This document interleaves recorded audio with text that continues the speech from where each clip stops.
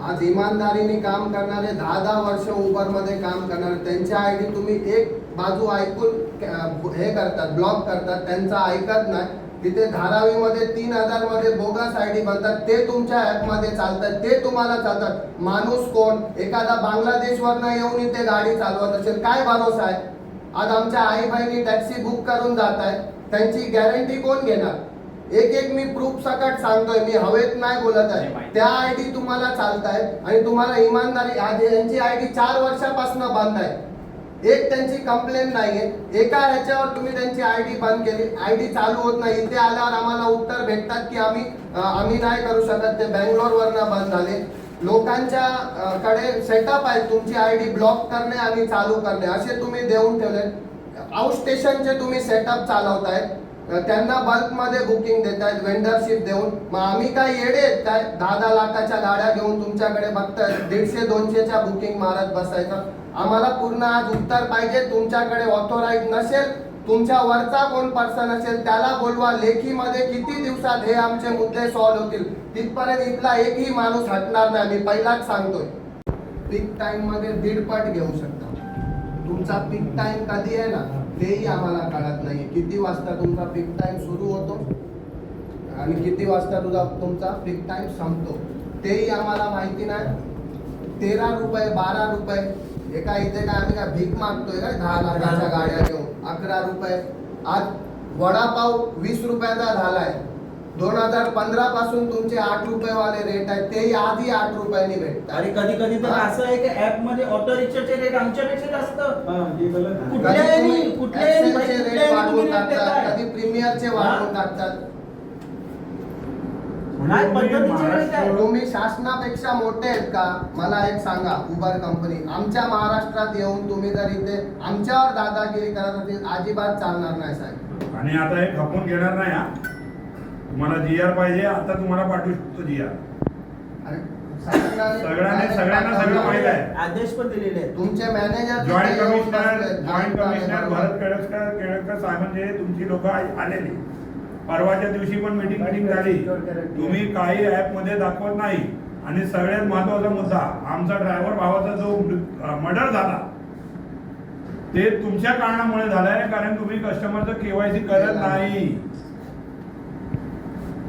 उद्या पाकिस्तानातून, उद्या बांगलादेशातून कोणी पण येईल, तुम्ही फक्त मोबाईल नंबर देणार, माझा कस्टमर झाला. उद्या आई घातली तर काय करणार? कोण त्याचा जिम्मेदार आहे मला सांगा तुम्ही.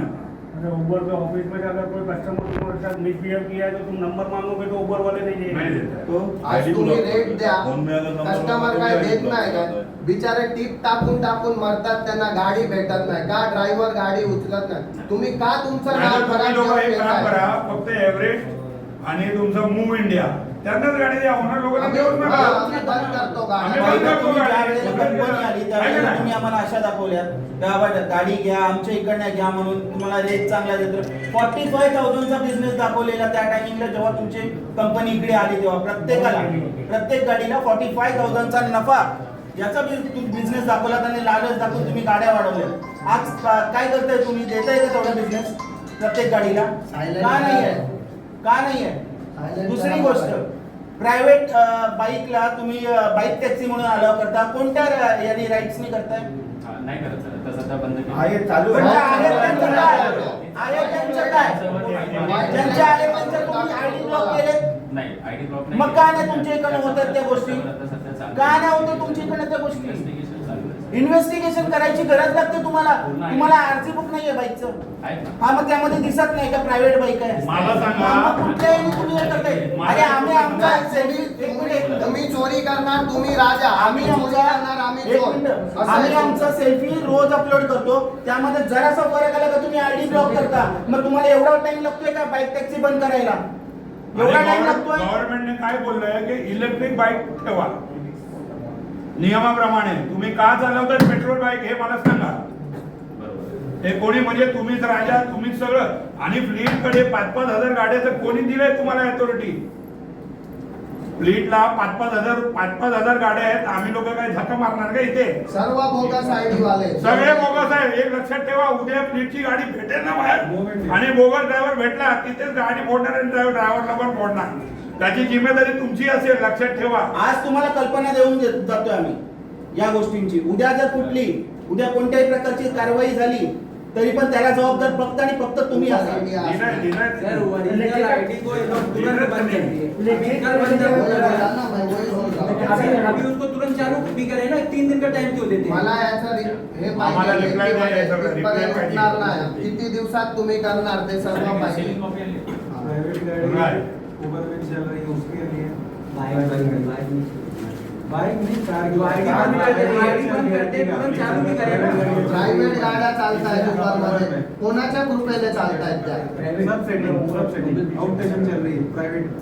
एक तर तुम्ही एक काम करा, उबेर तर्फे आम्हाला लेटर द्या की तुम्ही बाबा बँक करतायत म्हणून आम्ही तो आरटीओ ला जमा करतो, आरटीओ कारवाई करेल त्यांच्यावर. बोला तुमची तयारी आहे? तयारी आहे तर बोला.